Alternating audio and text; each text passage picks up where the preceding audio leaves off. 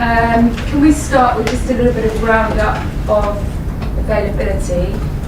Cole Palmer, where is he at in terms of his fitness, and how much is this kind of an injury that's he's fit or not, or how much is this about managing him over the next few months? Cole took part of the session yesterday for the first time, not the entire session.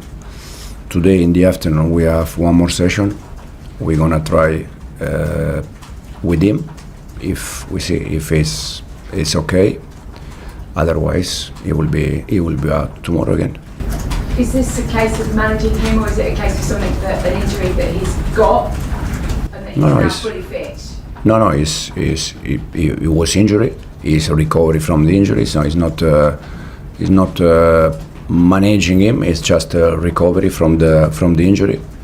For sure, in the moment that he's available, we also probably need to think to manage a little bit him because of the amount of games.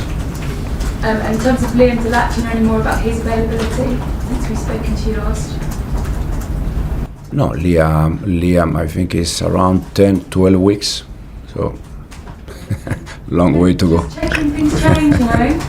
And talk to me about Reece James, because you've been very careful with what you've done with him over, particularly this year since he's come back. Did you expect him to play as much as he did for England over the last 2 games? And does that affect your thinking in terms of his availability for the game on Saturday and then of course the Champions League? In the moment that any player join international team, it's free to play the minutes that the manager think that he has to play. So it's not in my hands. When Reece is here, we try to manage him as much as we can. Since I joined the club, I'm doing that with him, with Romeo, with the West, with the ones that in the past they had problems. But I think now Reece is showing that he's quite fit to play 2-3 games in a week. So he's good to go on weekends? He's come back in? Yeah, it's good. Yeah. Just something else, your Champions League group phase squad was announced, and Levi Colwell was in it. Your phases. Is there a chance then that he's going to play before what? End of January? Depends where we arrive in the Champions League. Levi injury is ACL injury, so you know ACL is not 1 month or 2 months. It's 6, 7, 8 months. So we don't know, but for sure he will be back. But at the moment it's not something that we are worried about. Just want to take you back to deadline day. Turned out to be quite a crazy day for Nicholas Jackson, didn't it? What are your thoughts on the way it played out? Would you have liked to keep him? Was it more about Nicholas wanting to move away? And what sort of conversations did you have with him? Because he had a roller coaster kind of 24, 48 hours, didn't he? Nico, for me, is quite easy in terms of in this moment he's Bayern Munich player. I send him a message. I wish him all the best. Nico, until the day he was here, he was very good. He was working well, so I wish him all the best, and it's the only thing I can say. Last one, Gav. Okay. And you've had Garnacho in the building for a couple of weeks, haven't you? He's been training amongst your squad. What sort of relationship have you begun to build with him? How have you found him in terms of what you can see of potential, but also him around the place, his personality, how well you think he'll fit in? He's working well. For sure he needs to work because he arrived here probably not 100% fit. So he needs to work. He's working well, and we see, but hopefully soon we can give him minutes. Thanks, Gail. Soraya? Morning. You have Brentford next. Chelsea have beaten Brentford away just once since they've been promoted. Obviously last season you beat them last minute at home and you got a draw away. What makes this fixture so difficult, and even under their new management, what can you expect? I think it's always a tough game. I was last year, as you said. in both games, but Premier League is the best league in the world probably for that, because against any club it's always tough. You see, we played 3 games. Palace, that is doing fantastic. Fulham, West Ham, it's always difficult. So tomorrow I expect exactly the same. As you said, but only 3 games into the season, but your first big chances created, your joint first for goals conceded, you've got very positive stats. You say you like evolutionise, the team needs to grow, you like to grow. What do you think the little improvements that you want to make and see more from this squad? Probably in terms of players, I think there is always things that we can improve, and improving players, most of the time you improve the team, and then probably for the team we start to add more solution in terms of structure, in terms of be dynamic, and I think we can still add solution on that. You spoke about just player development here. Cucurella, he's had an excellent international break, scored for Spain. He's now one of the first names on the team sheet for you and for his country. Has his development, like his awareness on the pitch, his aggressive, he covers his spaces, his reading of the game has improved? Has that come from you doing something special behind the scenes, or has that just been his natural progression, come from him? At the end, it's always about players, no doubt, but I think we said already many times with Cucu, with Enzo, with Moi, I think even Levi, when I joined the club, the situation around these players was a bit different compared to today. And at the end is because the way they want to improve, the way they want to learn, we just give them tools, and then they are the ones that they play the games. Thanks, Soraya. Ian? Hi Enzo, hi. Good. Very unusual for a team to play 4 London derbies at the start of the season. You've had 3 games so far. Has that helped you because you had that, obviously, the World Cup in America? Has that helped you, the fact that all the games have been fairly local? To be honest, the last time we played, I think, West Ham away was 2.5 hour bus. So it's like to play away. I don't think so, to be honest. At the end, I don't think so. They are all derby, but I don't think that make big difference. One of the key players for you recently has been Enzo Fernandez. When he first joined, I think it took him a little while to really get going, but recently his stats are only better than the Premier League by Mo Salah. Just talk to us a bit about what's made him an even better player now than he was when he joined Chelsea.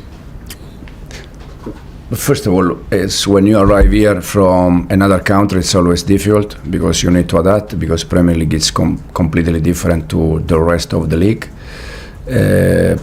Also, I think Enzo is a great player. He struggled with us at the beginning of last season to understand a little bit what we want from him. Then in the moment that he realized and he understood the situation, I think he's much better player. I see Enzo more attacking midfielder. The numbers also show that in terms of goal and assist, and hopefully he can continue in the same way. And finally, for me, everyone looks at your attacking threats: Cole Palmer, João Pedro, Esteban. You know, everybody looks at the forward end of the pitch. But since February, you've got the best defensive record in the Premier League as well. Were you conscious about having to tighten up at the back? And again, when people have sometimes questioned some of the players in your defence and the goalkeeper, how have you gone about doing that? I always say the same to the players since the day one. We attack good, we create chances, we can be dangerous if we build in the right way with defenders. And we defend well if we press well with the attacking player. So it's not about how we defend, how we attack. For me, it's about all the team. You can create chances, building in the right way with Levi, with Tosin, with Trev, with Wes, with the ones that they build our style, and we can defend better if previously Nicolas or Liam now or Joao now or Cole or Pedro, this guy, they press in the right way. So it's about all the team. We are happy in the way we are defending. We are happy in the way we are attacking, knowing that we said before it's always try to evolve or to always try to improve. Thanks, Ian. John? Enzo. I'm sure you're delighted the transfer window is over. Did you get what you wanted from it? Are you happy with what you got? I think we have a good squad. My press conference with Chelsea 1 year ago, I said that I was in love with the squad, and this was the reason why I decided to join this club, because the squad was already very good. Since that, we tried to make some changes, and overall, I think the squad is good. What about your striker options, obviously with the injury to Liam Delap? Has that left you a little bit short? We have the injury for sure now in this moment as a number 9. The only one is Guiu, and Joao also can play there. Against Fulham, we use Tyreek as a 9, so we can also think about him. And yeah. Can I just ask one question on the charges that have come against the club? Have you spoken to anybody in the powers that be just to explain what's going on and what could happen punishment-wise? I know from the club that they are satisfied about the situation, about the process. Personally, I don't have nothing to add. First of all, because I don't have any idea, to be honest. So if I say something, probably I can be wrong or right, but I don't have any idea. I just focus, like I always said, in the pitch side, something that I can control. The rest is not in my hands. Thanks, John. Martin? Hi, Enzo. You had 3 boys from Brazil in Bolivia at altitude on Wednesday morning our time, and Caicedo's in South America as well. Are you confident you can get a tune out of them so soon after? And what did the club do to get them back at all to be available to play? The 3 Brazilian players, they arrived yesterday. They didn't train. They did some recovery session. Moy arrived last night, so I didn't see him. I will see him today. So for all of them, it's a question mark for tomorrow. But when they play in Bolivia, it's so difficult that they can be back very soon. Okay, we've got time for 2 questions. One from Simon, one from Rob. Yeah, so just a quick follow-up on the charges. You sort of said you're focused on what you can focus on. Are you going to sort of pass that message on to the players as well, that they're not distracted by the possible sort of noise about it? And secondly, just what your thoughts on Buonanotte and what he can offer in your team? I don't think the players are too worried about the situation, to be honest. And then Buonanotte is good player. I know him because also he was in Leicester and I was there, so I have some contact there. It's a player that he can help us. We have so many competitions, so many games that for sure is going to play games for us. And last one, Rob. Enzo, did you speak to Nicolas personally during that 48 hours of where there was some uncertainty to let him know that you personally wanted him back? I didn't speak with Nico. No. As I said, I sent him a message just to wish him all the best. Are you confident the club acted fairly towards him during that period, given that he'd been told he could go, and then when it was all looked like it was sorted, he was back? Are you confident that the club handled that? But I think at the end, if the club decide for something different, because the club still has the power to do that. Thanks, Rob. Right then, Blues. Gather round because we got some absolutely crucial updates from Cobham that every single Chelsea fan needs to know about.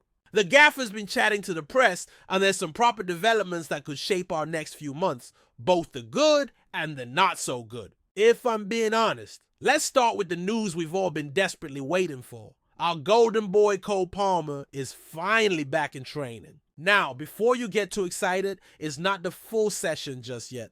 Maresca's confirmed that Palmer took part in yesterday's training for the first time since that groin injury flared up, but he didn't complete the entire session. The Italians being very careful with our talisman, and rightly so.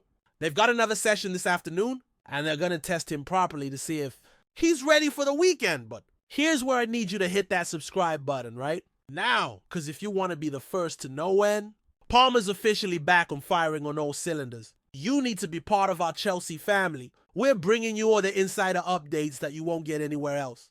So smash that subscribe button and ring the notification bell. Now what's really interesting is how Maresca's handling this Palmer situation. He's made it crystal clear that this isn't about managing Cole's minutes. This is purely about recovery from injury. The moment Palmer's available, you know he's going straight back into that starting 11. But here's the clever bit. Once he's back, they're probably going to have to manage him carefully because of the absolutely mad fixture list we've got coming up. The gaffer's been asked about whether he expected Reece James to play as much as he did for England, and his answer was spot on. He basically said, look, when any of our players join up with their international teams, it's not in my hands how many minutes they play. But what's encouraging is that Reece looks like he's finally ready to handle playing 2 or 3 games a week. That's massive for us, especially with the Champions League campaign coming up. Speaking of injuries though, we've got some absolutely devastating news about Liam Delap. The lad's going to be out for around 10 to 12 weeks. That's potentially until December Blues. 12 weeks. That's a proper blow because Delap was starting to look like he could be a real handful this season. Maresca confirmed it's a long way to go for the young striker, and you can tell he's gutted about it. This Delap injury has already had massive consequences for our transfer activity. Remember all that drama with Nicholas Jackson on deadline day? Well, it turns out the club initially tried to cancel his move to Bayern Munich because of Delap's injury. Jackson had his head turned. He was already in Germany, and then suddenly Chelsea were trying to pull him back. In the end, Bayern got their man. But what a roller coaster for everyone involved. Maresca's kept it simple though. He's wished Nico all the best and moved on. Pure class from the gaffer. The injury situation has highlighted just how thin we are up front. With Jackson gone and Delap out for months, we're essentially relying on João Pedro and young Mark Guiu, who got recalled from his Sunderland loan. That's a massive ask for a couple of lads, especially when we're competing in multiple competitions. But here's what's really encouraging about Maresca's press conference. His attitude towards the squad. He's talking about players like Cucurella, Enzo Fernandez, and Moises Caicedo with such confidence. He mentioned how the situation around his players when he first joined was completely different to today. And it's all down to their mentality and willingness to improve. That's exactly what you want to hear from your manager. Maresca also dropped some interesting tactical hints about how he sees Enzo Fernandez developing. He's viewing him more as an attacking midfielder now, and the numbers back that up with his goals and assists. That could be massive for us this season, especially if we can get that midfield trio of Enzo, Caicedo, and Romeo Lavia all fit and firing together. The gaffer's also been asked about those charges against the club, and his response was perfect. He's basically said, I don't know the details, I'm focusing on what I can control on the pitch. That's exactly the attitude we need. Block out the noise and concentrate on the football. Looking ahead to this weekend's trip to Brentford, Maresca knows it's going to be tough. We've only beaten them away from home once since they got promoted, and even though they've got new management, they're still going to be a proper test. The gaffer's expecting exactly the same kind of battle we always get in the Premier League. What's brilliant about Maresca is how he's building this team philosophy. He keeps saying that we attack well when we build properly from the back with our defenders, and we defend well when our forwards press properly. It's not about individual departments, it's about the whole team working as one unit. That's the kind of thinking that wins titles. The bottom line is this. We're in a really interesting period right now. Palmer's comeback is massive for our creativity and goal threat, but Delap's injury means we're going to have to be clever with our forward planning. Maresca seems to have the right mentality to handle both situations, and that's exactly what we need as we head into a crucial part of the season.